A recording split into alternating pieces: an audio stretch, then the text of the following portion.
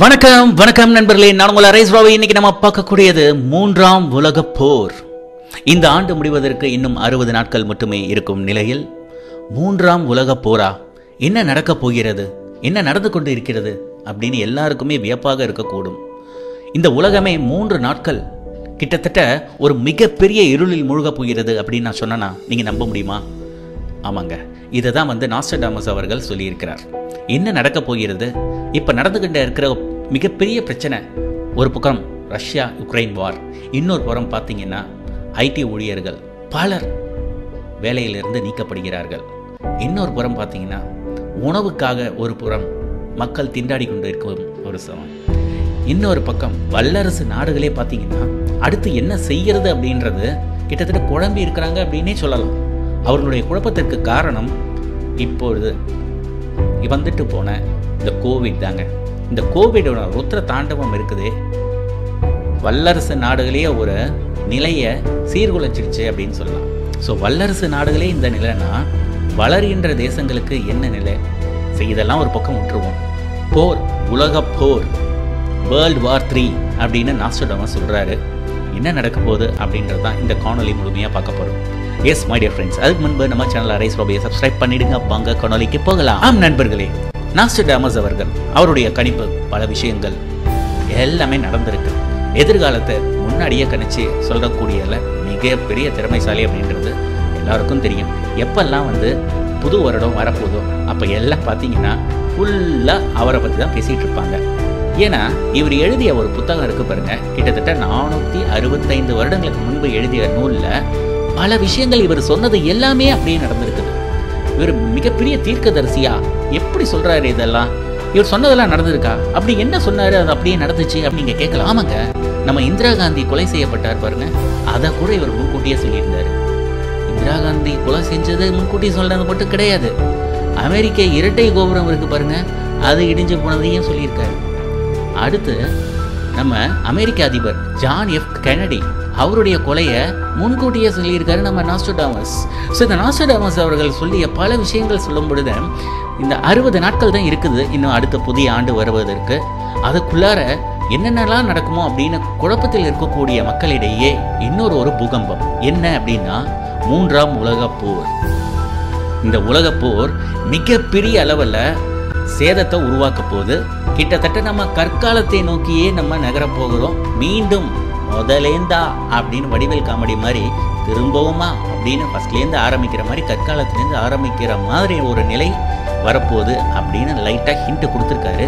என்ன அப்பா? எஸ், மூன்றாம் உலக போர் கிட்டத்தட்ட 7 மாதங்கள் நீடிக்கும் அப்படின்னு சொல்கிறாரு. இதில் பார்த்தீங்கன்னா லட்சக்கணக்கான மக்கள் இறக்க நேரிடும். பூமியின் வரைபடத்தில் பார்த்தீங்கன்னா பல நாடுகள் இடங்காணாமல் போயிடும், அது இருந்த இடமே இல்லாமல் போயிடும் அப்படின்ற மாதிரி சொல்கிறாரு. இதனால் பார்த்தீங்கன்னா மக்கள் பல பேர் செத்து மடிவார்கள். மீண்டும் கற்காலத்திலிருந்து மனித குலம் திரும்ப ஸ்டார்ட் ஆகும் அப்படின்ற மாதிரி இவர் சொல்கிறார். என்னடா அது இருக்கக்கூடிய சூழ்நிலையில் இன்னொரு ஒரு போரா, அதுவும் உலக போரா, மூன்றாம் உலக போரா, மூன்றாம் உலக போர் வந்தால் என்ன நடக்க போகுது அப்படின்னு இன்னொரு ஒரு விஷயத்தையும் சொல்றாரு. ஆமாங்க, இந்த மூன்றாம் உலக போர் கிட்டத்தட்ட பல நாடுகளுக்கு இடையே நடக்கக்கூடிய இந்த போரானது ஏராளமான பேரோட உயிரை பலி வாங்கும். அது எல்லாருக்கும் தெரிந்த ஒரு விஷயம். ஆனால் கிட்டத்தட்ட 3 நாட்கள் இருளில் மூழ்க போகிறது அப்படின்னு சொல்றாரு நாஸ்ட்ரடாமஸ். 3 நாட்கள் இருளில் மூழ்க போகிறதா?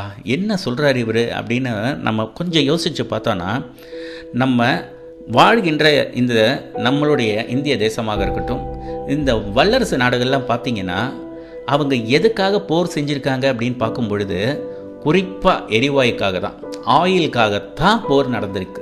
எல்லா இடத்துலையும் பார்த்திங்கன்னா அந்தந்த நாடுகளை சேர்ந்த தலைவர்கள் அவங்களுக்கு சாகசமாக யாரெல்லாம் இல்லையோ அவங்கள கொன்று போட்டுருவாங்க. கிட்டத்தட்ட ஆயிலுக்காக, எண்ணெய்க்காகத்தான் போரே நடந்திருக்குது. இப்போ நடக்கக்கூடிய போரானது வேற லெவலில் வேற விதமாக வேற ஒரு காரணத்துக்காக நடக்க போகுது அப்படின்றது தான் இங்கே முக்கியமான ட்விஸ்ட்.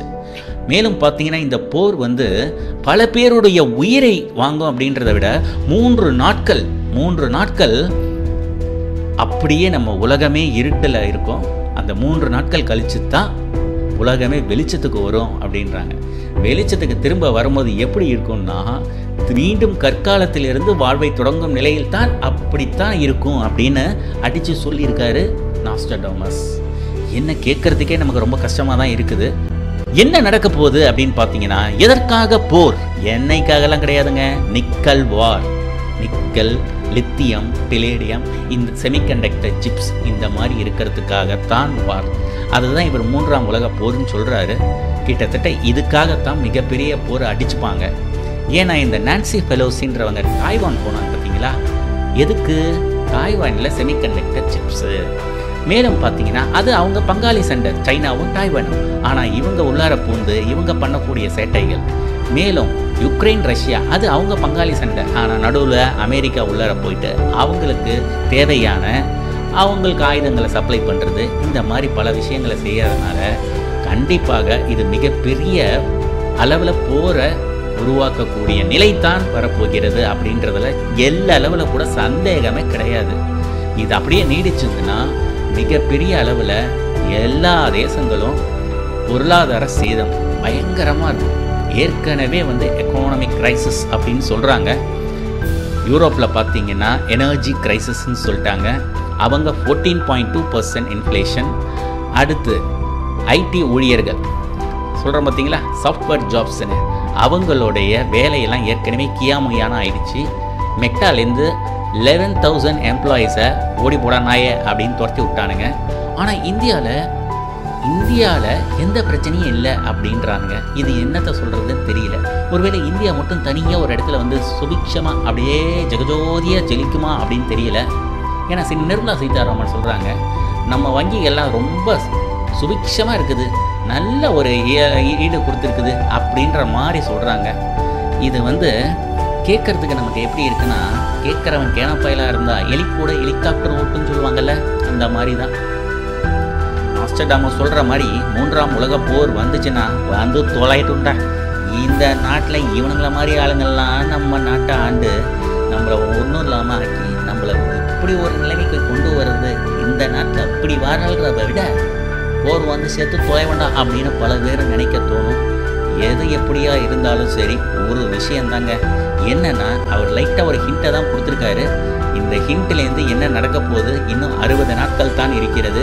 60 நாட்களில் என்னென்ன நடக்குமோ, அல்லது அடுத்து வரக்கூடிய புதிய ஆண்டில் நமக்கு ஏகப்பட்ட பிரச்சனைகளோட தான் துவக்கம் இருக்குமோ அப்படின்றதும் ஒரு மிகப்பெரிய ஐயம்தான்.